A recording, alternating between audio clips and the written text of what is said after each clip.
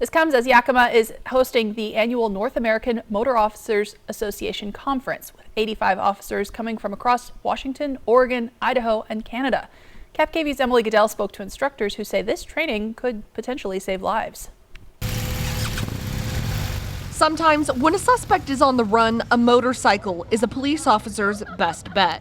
We can take unconventional routes. We can take sidewalks. We can take bike paths. A good motor officer knows all the nooks and crannies of their jurisdiction, and they know how to get places very quickly. We're also much more approachable by the public because there's no barrier of a car. But there's drawbacks. Well, you can't carry a prisoner, so somebody in patrol is going to have to help you out a little bit. And you're a little bit more limited on what you can carry. It is a high risk. There's nothing to surround you. I'm not sitting in a 4,000-pound car if I get hit by another vehicle. So vigilance, paying attention to where you are, where you're going, what's going on around you is really paramount. That's the idea behind the annual North American Motor Officers Association Conference. To get together in a controlled, safe environment, to practice proficiency courses, to better their skills.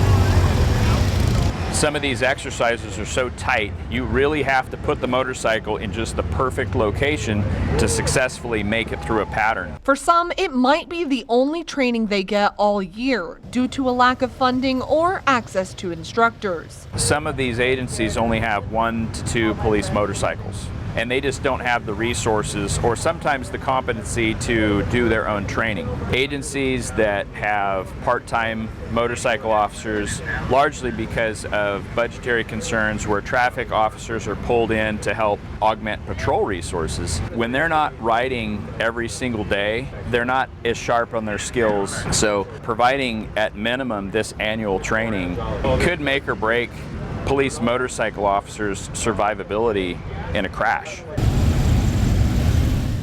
In Yakima, Emily Goodell, KFKV Local News. Well, that conference continues tomorrow with a competition where the officers will put into practice what they have learned and showcase their skills.